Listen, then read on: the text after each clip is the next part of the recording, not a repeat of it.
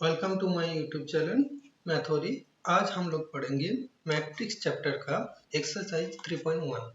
तो चलो शुरू करते हैं। तो पहला क्वेश्चन क्या दिया गया, देखो इन ए मैट्रिक्स ए जहाँ पे 3 रो दिया गया, 4 कॉलम दिया गया।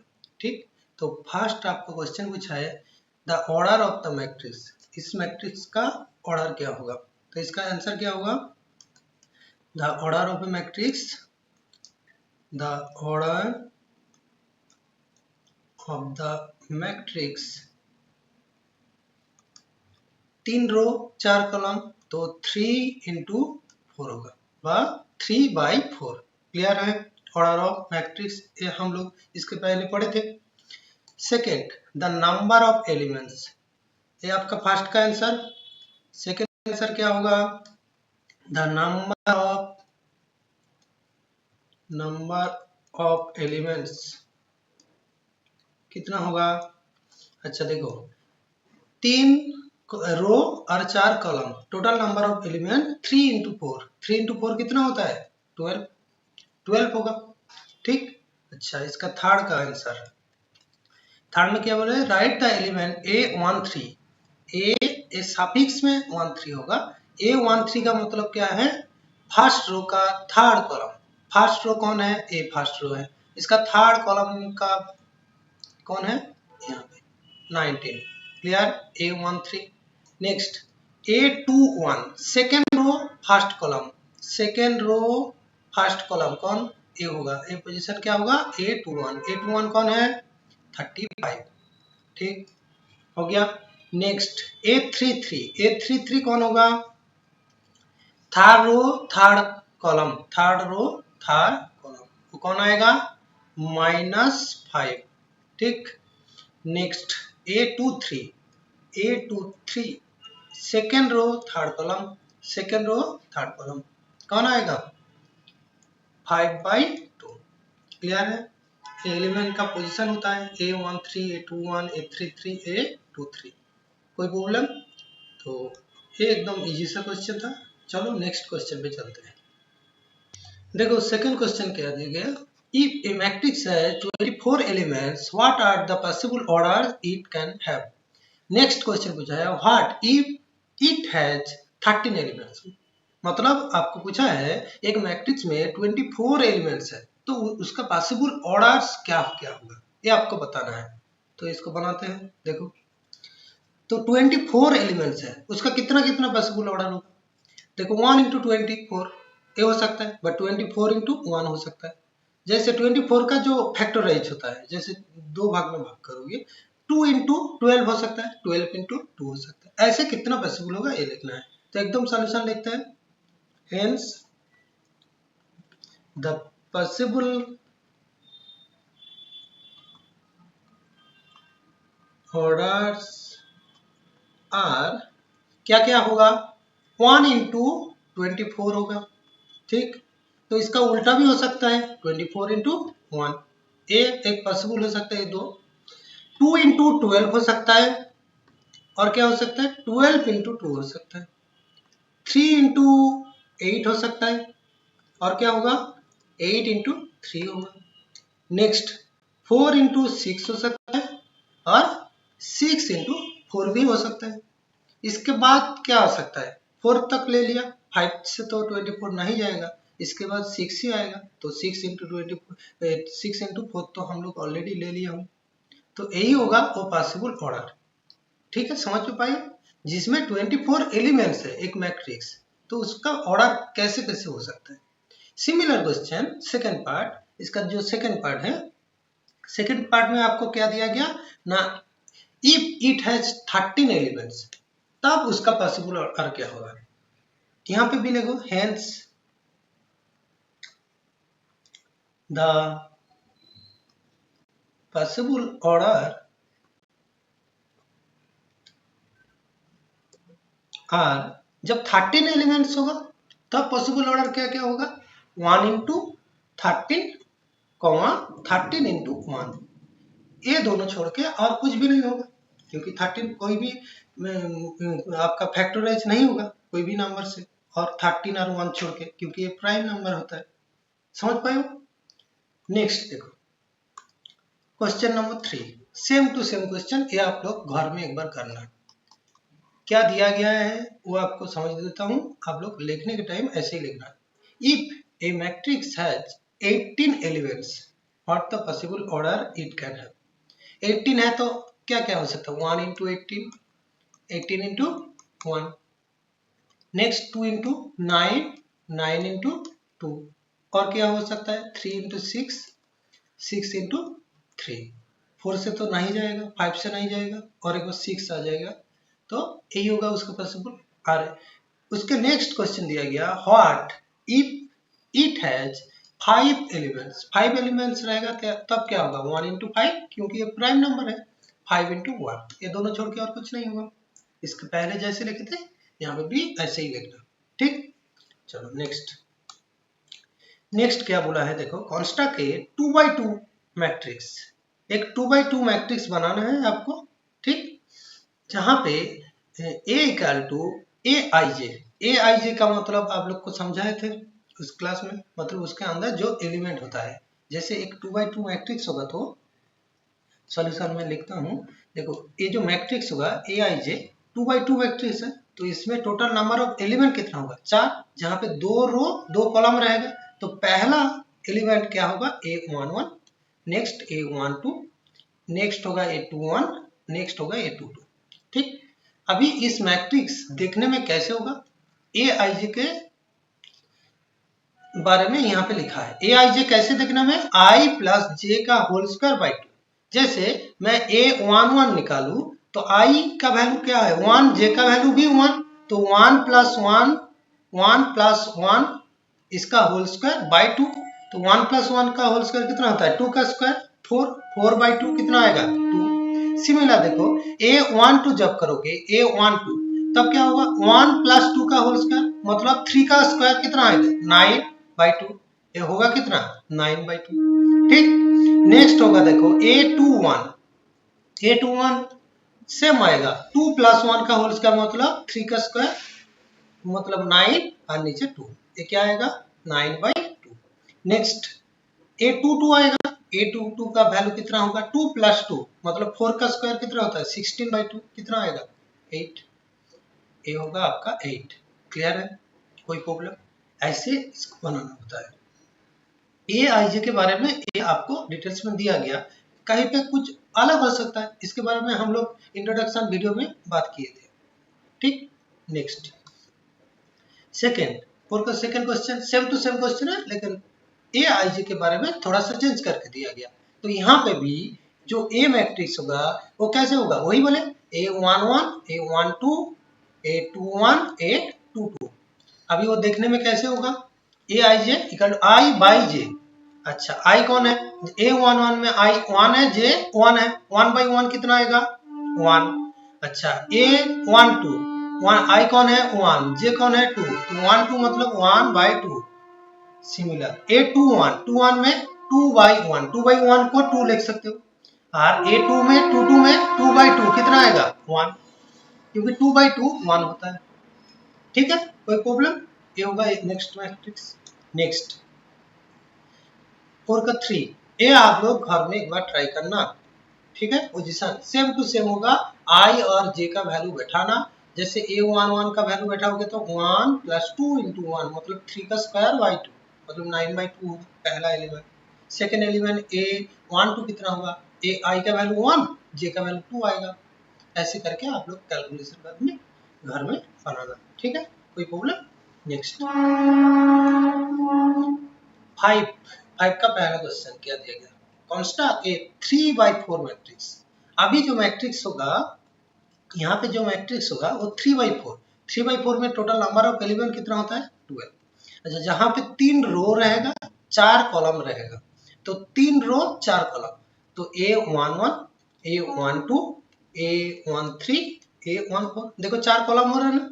अभी next A21, A22, A23, A24, next होगा A31, A32, A33, नेक्स्ट होगा A34।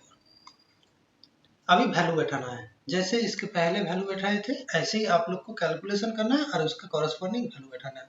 आप लोग चाहो तो अलग अलग सारे का A11 A12 सब का वैल्यू निकाल के उसके बाद लास्ट में बैठाना, तब आसान होगा और कैलकुलेशन डायरेक्ट कर पाओगे तो भी आसान होगा, कोई प्रॉब्लम नहीं। देखो A11 कैसे होगा, 1/2 इंटू मॉड ऑफ, एक क्या देगा मॉड ऑफ, तो -3 इंटू आई का वैल्यू आपका 1 प्लस जे का वैल्यू 1। देखो -3 + 1 कितना आएगा -2 और मॉड लगा है तो क्या आएगा ओनली 2, 2/2 कितना होगा 1 होगा।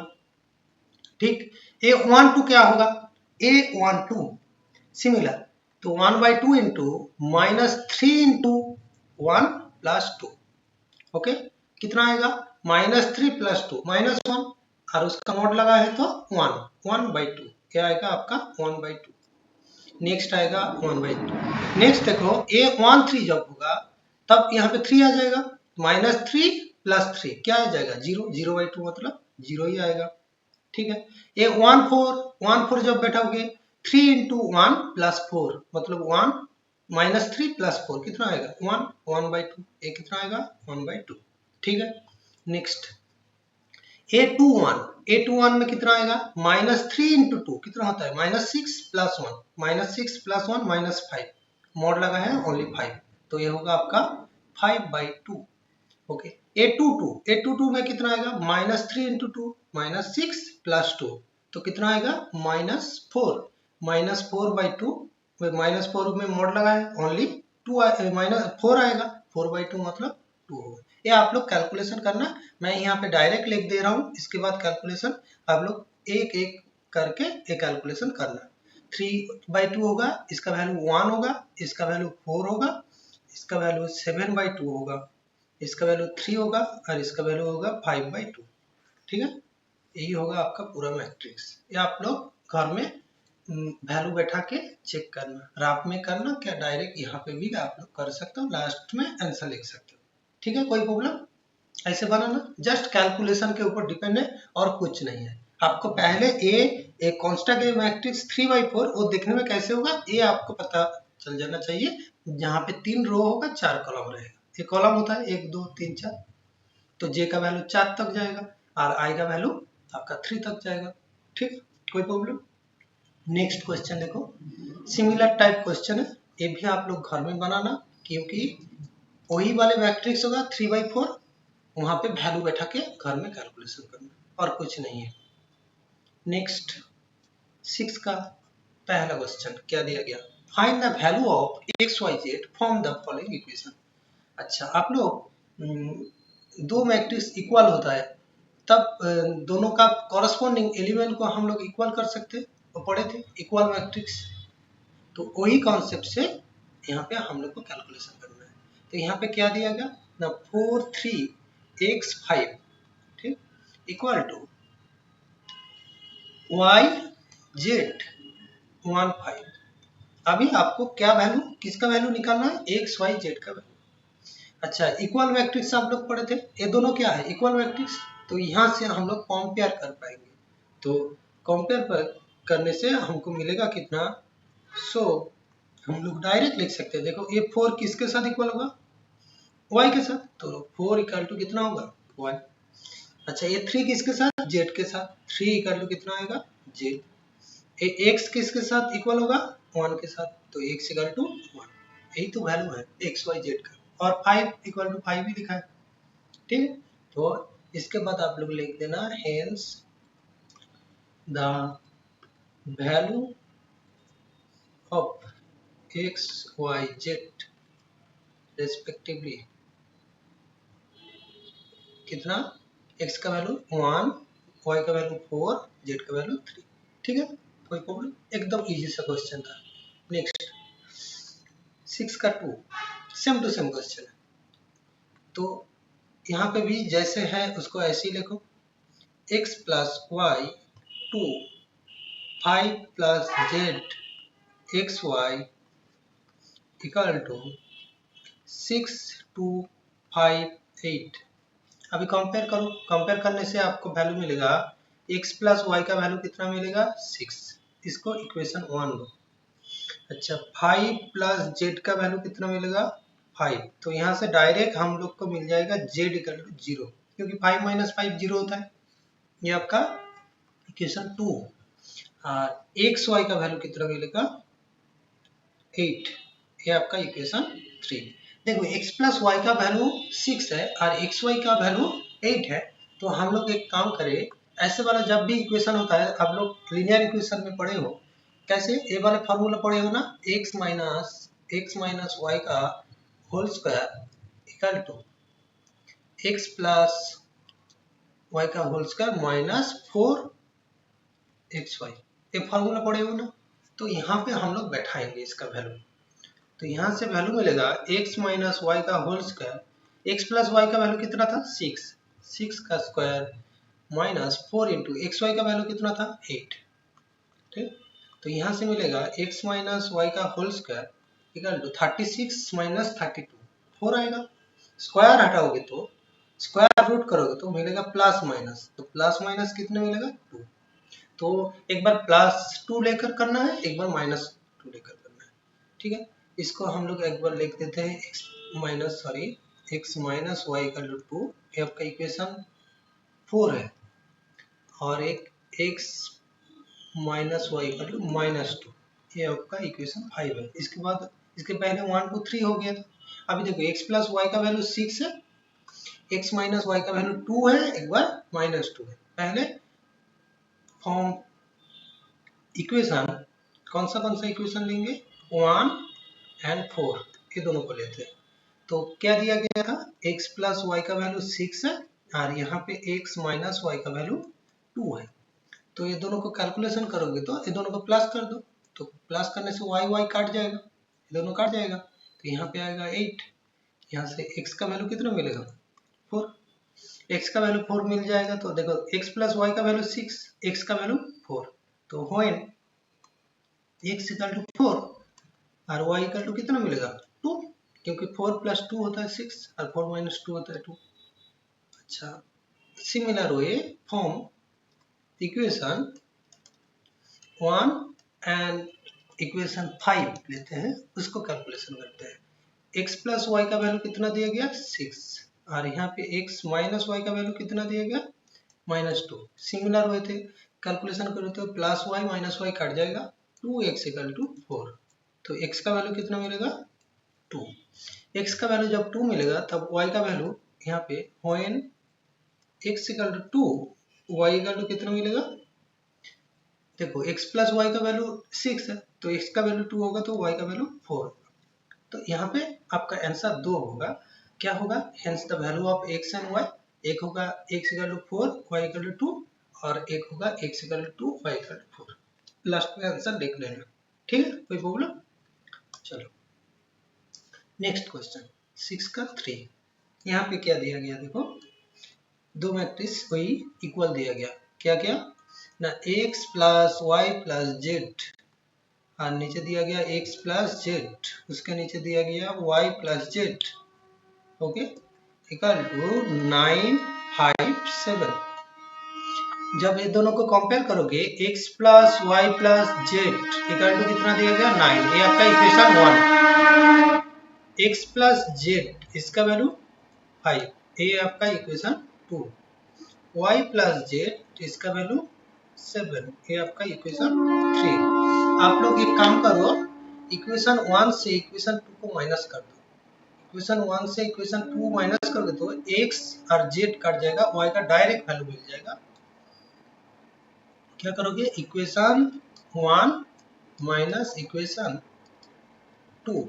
जब इक्वेशन 1 से इक्वेशन 2 माइनस करोगे, देखो x कट जाएगा, z कट जाएगा, y का वैल्यू होगा 9 माइनस 4। 9 माइनस 4 कितना होता है, y इक्वल टू एकदम डायरेक्ट मिल जाएगा, सॉरी 9 माइनस 5 इक्वल टू कितना मिलेगा 4। 9 माइनस 5 4 होता है। सिमिलर देखो इक्वेशन 1 से इक्वेशन 3 माइनस करोगे तो y और z काट जाएगा, y z काट जाएगा तो x रहेगा, x का वैल्यू कितना होगा 9 माइनस 7 2 होगा।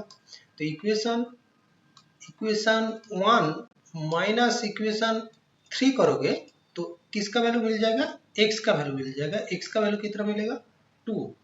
और फॉर्म इक्वेशन 1 में बैठा दो x का वैल्यू, एक्स और वाई का वैल्यू, क्योंकि तीनों का सम कितना दिया गया था, x plus y plus z का वैल्यू 9। तो यहाँ पे बैठा दो, एक्स मतलब 2 प्लस 4 प्लस जेड इसका वैल्यू 9। तो यहाँ से आपको जेड का वैल्यू मिल जाएगा 3। तो ये होगा आपका आंसर। ठीक है, कोई प्रॉब्लम? एक्स वाई जेड का वैल्यू कितना आएगा आपका? हेंस आप लोग लिख दो the value of x, y, z respectively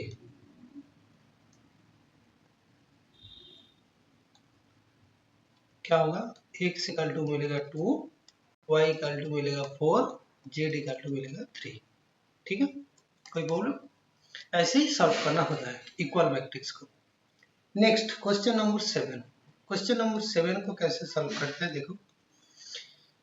यहाँ पे भी इक्वल मैट्रिक्स दिया गया, a minus b 2a plus c 2a minus b 3c plus d equal to कितना दिया गया? -1 5 0 13। ठीक है, इसके बाद आपको कंपेयर करना है। क्या कंपेयर करोगे? a minus b equal to -1, ये आपका इक्वेशन 1 है। 2a minus b equal to 0, ये आपका इक्वेशन 2 है। 2a प्लस सी का वैल्यू होगा 5, ये आपका इक्वेशन 3 है। 3c plus d equal to होगा 13, ये आपका इक्वेशन 4 होगा। देखो इक्वेशन 2 से हम लोग b को a से मिल जाएगा, तो फॉर्म इक्वेशन 2 यहाँ से शुरू करते हैं। फॉर्म इक्वेशन 2 हमको मिलेगा कितना? 2a इक्वल टू b, ये मिल जाएगा। इसको कहाँ पे बैठाना है? इक्वेशन 1 में। फॉर्म इक्वेशन 1 में बैठा दो। तो a माइनस बी का वैल्यू कितना था? -1, b का वैल्यू बैठा दो। a माइनस बी का वैल्यू 2a का वैल्यू कितना होगा? -1। तो यहाँ से a का माइनस a इक्वल टू -1, तो यहाँ से a का वैल्यू कितना मिलेगा? 1। ठीक है, a का वैल्यू 1 होगा तो 2a इक्वल टू b था। देन b इक्वल टू कितना मिलेगा? 2a, 2 इंटू 1 कितना होगा? 2 होगा। ए बी का वैल्यू मिल गया। ए बी का वैल्यू मिल गया, आपका इक्वेशन कोई भी एक में बैठा दो। ए तो 1 2 के लेकर ए बी मिल गया। अभी इक्वेशन 3 में बैठा दो। इक्वेशन 3 क्या था? 2a plus c equal to आपका 5। चलो फ्रॉम इक्वेशन 3 में 2a plus c equal to 5 था, तो 2 इंटू ए का वैल्यू कितना मिला? 1। 2 into 1 plus c equal to 5, तो यहाँ से c का वैल्यू मिल जाएगा 3। और फ्रॉम इक्वेशन 4 से क्या मिलेगा? 3c, c का वैल्यू मिल गया, तो 3 इंटू सी का value 3 plus d equal to 13। 3 into 3 9 होता है, तो डी का वैल्यू कितना मिलेगा? 4। तो ए बी सी डी का वैल्यू मिल गया ना, यही तो हम लोग को फाइंड करना था। तो hence the value of A B C D are क्या? ए का वैल्यू 1, बी का वैल्यू 2, सी का वैल्यू 3, डी का वैल्यू 4। क्लियर है? कोई प्रॉब्लम? चलो नेक्स्ट क्वेश्चन पे चलते हैं। क्या दिया गया? a इक्वल टू ए आई जे, जहाँ पे m cos n एक मैट्रिक्स है, m और n अलग है, इज ए स्क्वायर मैट्रिक्स। कब? ए स्क्वायर मैट्रिक्स है। m है नंबर ऑफ रो और n है नंबर ऑफ कॉलम।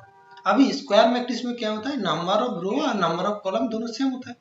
तो स्क्वायर मैट्रिक्स कब होगा? जब m इक्वल टू n होगा। एकदम सीधा सा क्वेश्चन था। क्लियर है? कोई प्रॉब्लम? नेक्स्ट यहाँ पे क्या दिया गया देखो। Given the value of x y make the following, और एक्स वाई का वैल्यू आपको फाइंड करना है। तो इसको हम लोग डायरेक्ट करते हैं, क्योंकि एमसीक्यू टाइप का क्वेश्चन है, तो इसको डायरेक्ट करते हैं। तो 3x प्लस 7 का वैल्यू कितना दिया गया? 0। तो यहाँ से x का वैल्यू कितना मिलेगा? 7/3। देखो यहाँ से भी x का वैल्यू मिल जाएगा। क्या? 2 माइनस 3x इक्वल टू कितना दिया गया? 4। तो यहाँ से माइनस 3x इक्वल टू 2। यहाँ से x का वैल्यू कितना मिलेगा? 2 माइनस 2/3। देखो x का वैल्यू एक बार मिल रहा है -7/3 और एक बार मिल रहा है -2/3। ये क्या पॉसिबल है? x का एक ही मैट्रिक्स है, मतलब दोनों को कंपेयर करने से जो इक्वेशन आ रहा है सेम इक्वेशन से x का वैल्यू अलग अलग आ रहा है, इसलिए पॉसिबल नहीं होगा। तो not possible to find x और y का वैल्यू फाइंड करना पॉसिबल नहीं है। ठीक है, clear. Next question number 10। Question number 10 में क्या दिया गया, देखो the number of all possible matrix of order 3×3 with each entity 0 और 1। आपको एक 3×3 मैट्रिक्स बनाना है जहां पे जो मैट्रिक्स का एलिमेंट होगा वो क्या 0 और 1 से भरा रहेगा। ए पॉसिबल मैट्रिक्स क्या होगा, द नंबर ऑफ पॉसिबल, कितने मैट्रिक्स ऐसे बना। तो ये पॉसिबल होगा, आप लोग क्लास 11 में परम्यूटेशन कॉम्बिनेशन पढ़े हो, तो एक पोजीशन के लिए कितना एलिमेंट आ सकता है 0 2, और एक ही मतलब जो एलिमेंट वो बार बार आ सकता है। ए पोजीशन के लिए देखो टोटल नंबर ऑफ मैट्रिक्स में जो ऑर्डर दिया गया वो 3×3, 3×3 में ए आपका A11 A12 A13, ये आपका 2 A21 A22 A23, ये आपका A31 A32 A33 ये मैट्रिक्स का एलिमेंट है। अभी देखो इस पोजीशन में 0 1 देकर कोई भी एक आ सकता है, नंबर ऑफ पॉसिबल 2। इस पोजीशन में भी 0 1 में कोई आ सकता है 2। ऐसे कितना आ सकता है टोटल नंबर ऑफ एलिमेंट 1 2 3 4 5 6 7 8 9।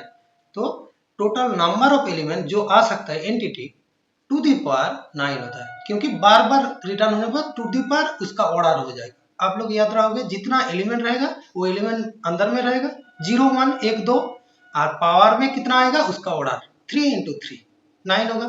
तो 2 टू दी पावर 9 कितना आएगा आपका, आएगा 512 512, यही होगा आपका आंसर। ठीक है, क्लियर है। तो यहाँ तक था आपका एक्सरसाइज 3.1। तो इसके बाद हम लोग पढ़ेंगे एक्सरसाइज 3.2। तो तब के लिए बाय बाय, मिलते हैं नेक्स्ट क्लास में।